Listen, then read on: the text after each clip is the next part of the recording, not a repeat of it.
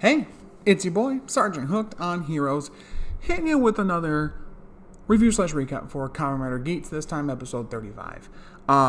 This is another banger episode. I really liked it overall. I like the stakes it sets up, partnerships that are made, partnerships that don't even get to be a thing. And just in general, it's some really, really good stuff. Let me just, I'm just going to adjust my camera just a little bit there. There we go. So, the main part of the episode has to do with Sarah and Neon working together, right? And Sarah the whole time still has no idea that Kawa is still in the DGP and still a rider. He actually sets up this whole thing with this goofy statue called Ponchichi as if it's her supporter, just so he can talk to her and kind of give her tips and stuff like that. And he's making Daichi and Neon and Ace, anybody that sees him, basically, like, don't say anything, like, keep it a secret so she doesn't know. He doesn't want her to know that he's still a rider and still in danger and stuff like that. Clearly it's going to blow up in his face somehow. But anyway, so they're doing their thing.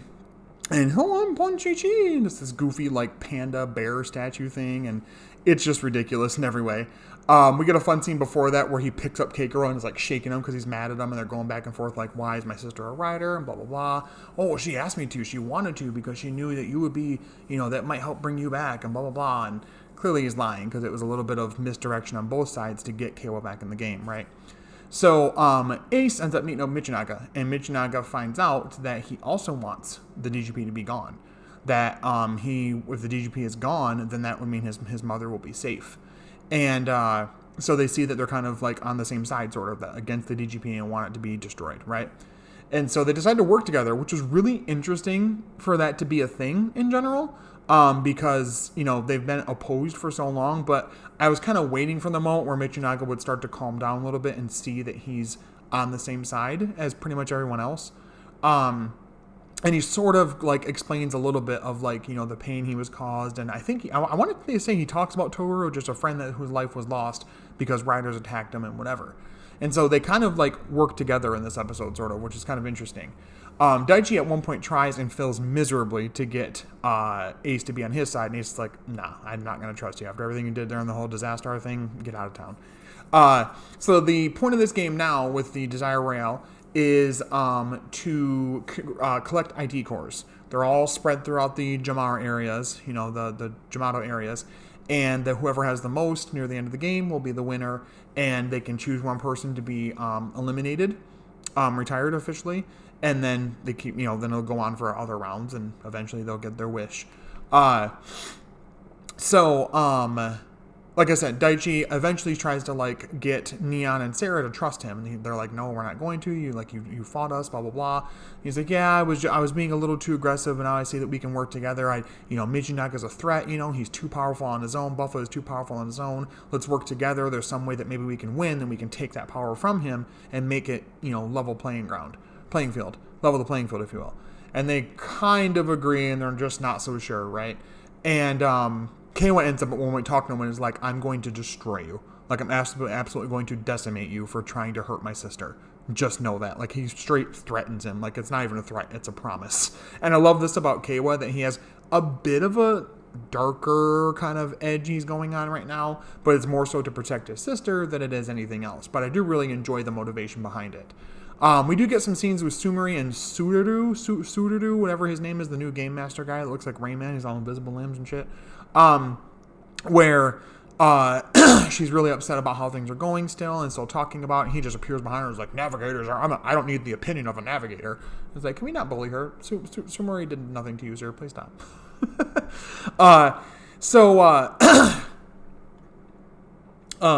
They go on their journey to find more ID cores, right, throughout the different rounds and everything. And they're trying to find them and everything. And as they're looking for them, we get a little flash over to Suduru with Sumari, and two people came back. How are you? You win. Punk Jack returns, and so does Niram. Somehow he was able to just bring them back. We don't know how.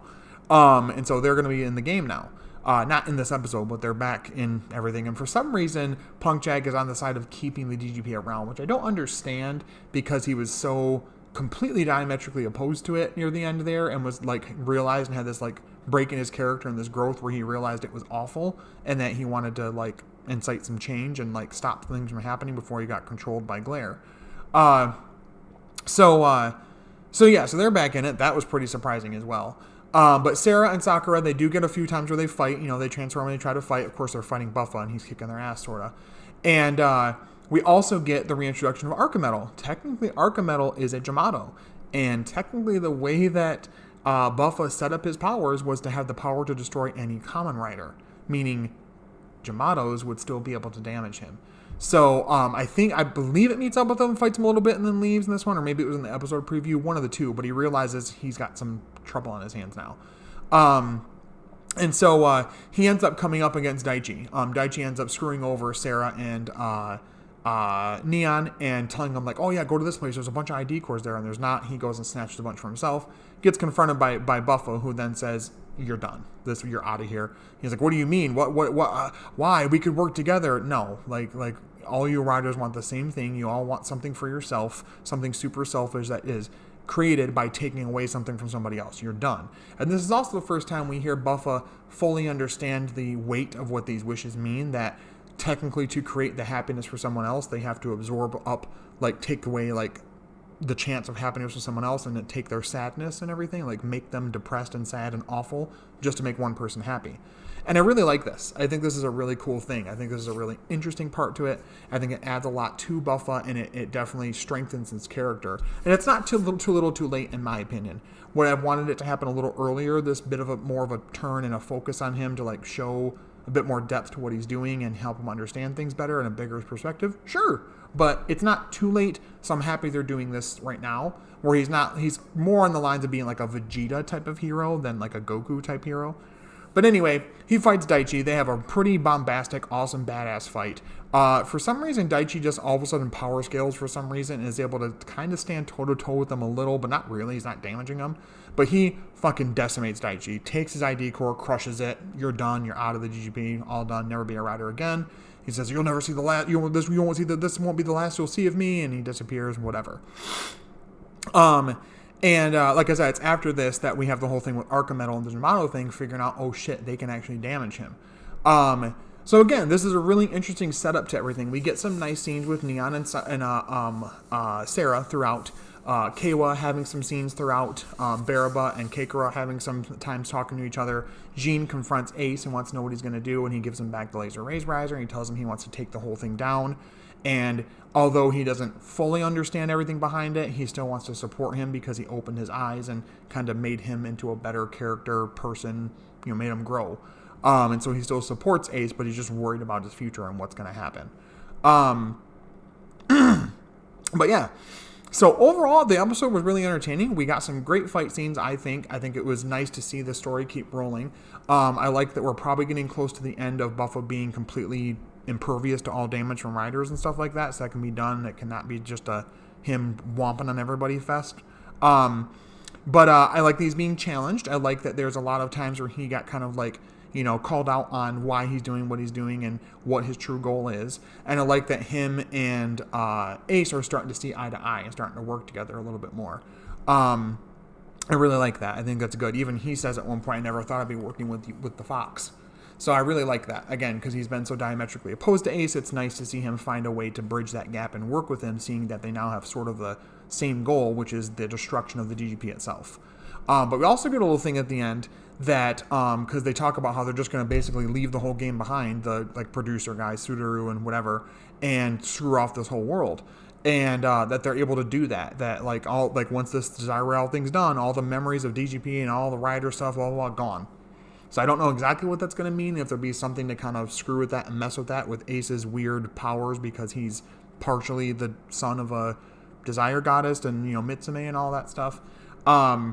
So yeah, overall, it's really good. They did some really good work with their characters. I like that Sarah's a part of it. I feel like she has a bit of a death flag on her and that she'll become, the reason that Keiwa gets his final form, probably. The shinobi, whatever it is, or shogun thing, the shogun form, whatever. Buff was supposed to get one too. I think Nago, but definitely Ace, of course. But overall, a really entertaining episode, and I liked it all the way through. But let me know in the comments below, what did you guys think of this week's episode of Geats? Did you love it? Did you hate it? Were you in the middle? For else content this week, I am so proud to announce that on Henshins and Homies this week on the podcast, we have the man, the myth, the legend, Kamen Rider Garoon, Tom Constantine's on the show. He is currently in Kamen Rider Geats as an actor on that. And he's been involved in many Rider productions and Toku productions in general, even Power Rangers.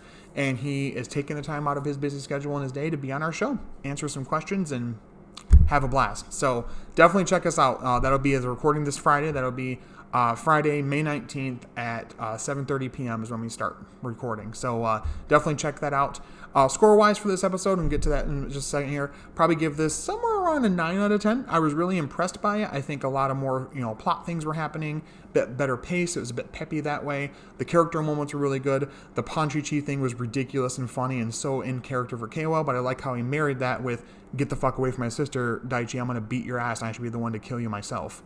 I like that. He's very, very protective of his sister, and I really enjoy that. Even though she might be the way that he gets his final form. I don't know. Maybe.